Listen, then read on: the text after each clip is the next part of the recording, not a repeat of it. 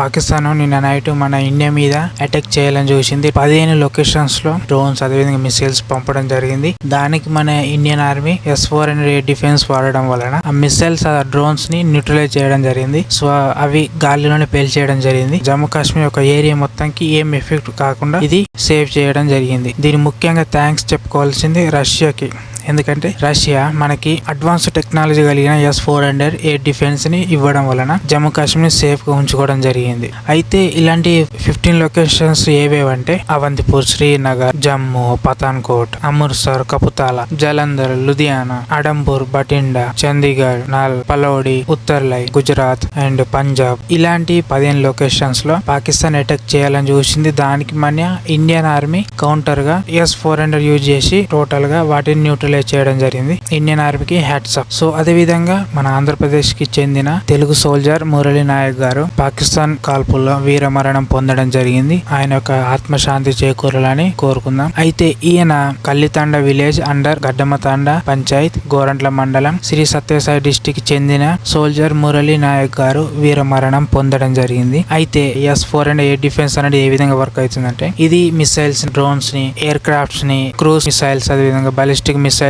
ని న్యూట్రలైజ్ చేయడానికి దీన్ని యూజ్ చేయడం జరుగుతుంది. అయితే దీని యొక్క రేంజ్ అనేది 400 కిలోమీటర్స్ వరకు ఉంటుంది. ఇది 30 కిలోమీటర్ల పైన ఉన్న మిసైల్స్ అదే విధంగా డ్రోన్స్ ని ఇది క్యాప్చర్ చేయడం జరుగుతుంది. సో అదే విధంగా దీని యొక్క షార్ట్ రేంజ్ అనేది అప్ టు 440 కిలోమీటర్స్, అదే విధంగా మీడియం రేంజ్ అనేది అప్ టు 120 కిలోమీటర్స్, అదే విధంగా లాంగ్ రేంజ్ అనేది up to 250 kilometres, very long range అనేది 400 కిలోమీటర్స్ వరకు ఉంటుంది. అండ్ ఇది 30 కిలోమీటర్స్ పైన ఉన్న మిసైల్స్ ని, డ్రోన్స్ ని ఇది క్యాప్చర్ చేయడం జరుగుతుంది. ఇలాంటి మన దగ్గర 4 ఉన్నాయి. అండ్ ప్రతి S-400 ఎయిర్ డిఫెన్స్ లో స్క్వాడ్రోన్లు 2 బ్యాటరీలు ఉండడం జరుగుతుంది. అండ్ ప్రతి ఒక్కటి 6 లాంచర్లు కమాండ్ అండ్ కంట్రోల్ సిస్టమ్ ఉండడం జరుగుతుంది. అండ్ దీనికి నిఘా రాడార్ అదే విధంగా ఎంగేజ్మెంట్ రాడార్స్ ఉండడం జరుగుతుంది. ఎవ్రీ బ్యాటరీ అనేది 128 మిసైల్స్ ని సపోర్ట్ చేయడం జరుగుతుంది. సో అదే విధంగా అడ్వాన్స్ టెక్నాలజీ వలన ఇది చాలా వేగవంతంగా వర్క్ చేయడం జరుగుతుంది. అండ్ ఇది ఒకేసారి టోటల్ గా 160 టార్గెట్స్ ని గ్రహించడం జరుగుతుంది. సో ఎక్కడి నుంచి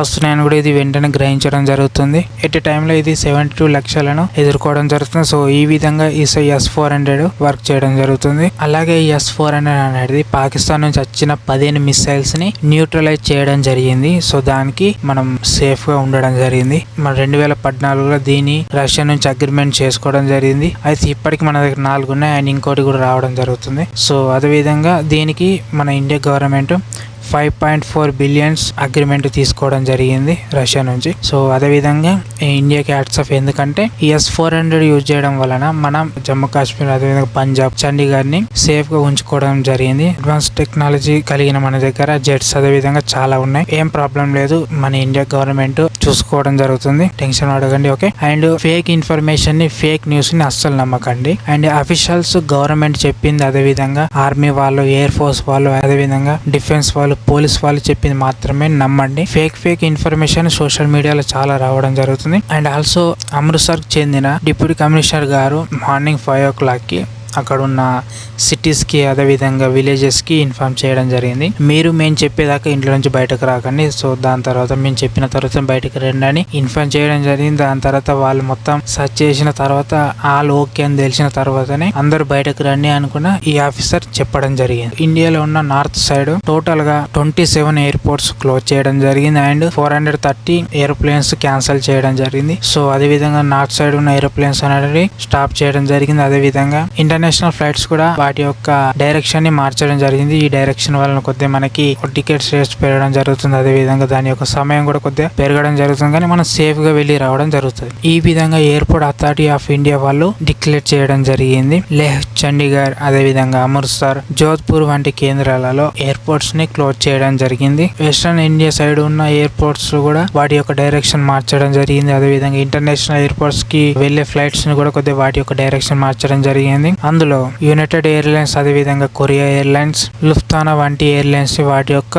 డైరెక్షన్ ని అదే విధంగా వాటి యొక్క రేట్లు కూడా కొద్దిగా పెరగడం జరిగింది. అయితే ఫేక్ ఇన్ఫర్మేషన్ చాలా జరుగుతాయి. సోషల్ మీడియాలో ఫేక్ ఇన్ఫర్మేషన్ చాలా వస్తున్నాయి. సో అవి నమ్మకండి. సో ఇలాంటి టైంలో ఇండియన్ సోల్జర్స్ వాళ్ళు ఏం చేయాలో వాళ్ళకి గుర్తు. సో వాళ్ళకి మనం యుద్ధం వద్దు అనుకుని చెప్పుకుంటే ఇంట్లో కూర్చుంటే నడది, పోయి ఆడ యుద్ధంలో ఏరితే వెళ్తారు. సో చాలా మంది వాళ్ళ యొక్క సోషల్ మీడియాలో ఫేక్ ఇన్ఫర్మేషన్ ఇచ్చుకుంటా యుద్ధం వద్దు, సో యుద్ధం అందరికీ యుద్ధం వద్దని కోరుకోవాలనుకుంటారు, కానీ వాళ్ళు వచ్చి మనం చంపితే మనం చూసుకుంటూ కూర్చోవాలా, అది కరెక్ట్ కాదు. కాబట్టి సో వాళ్ళు మనపై అటాక్ చేసేటప్పుడు మనం దానిని న్యూట్రలైజ్ చేయడం జరుగుతుంది, అదేవిధంగా వాళ్ళపై రీఅటాక్ కూడా చేయడం జరుగుతుంది. కాబట్టి సో అందరూ కొద్దిగా జాగ్రత్తగా ఉండండి, సో అప్రమత్తంగా కూడా ఉండండి. ఓకే, సో అదేవిధంగా ఇలాంటి ఇన్ఫర్మేషన్ తెలుసుకోవాలనుకుంటే మన ఛానల్ సబ్స్క్రైబ్ అయ్యండి. అండ్ మరొక టాపిక్తో మళ్ళీ కలుసుకుందాం. అంతవరకు బాయ్, జై హింద్.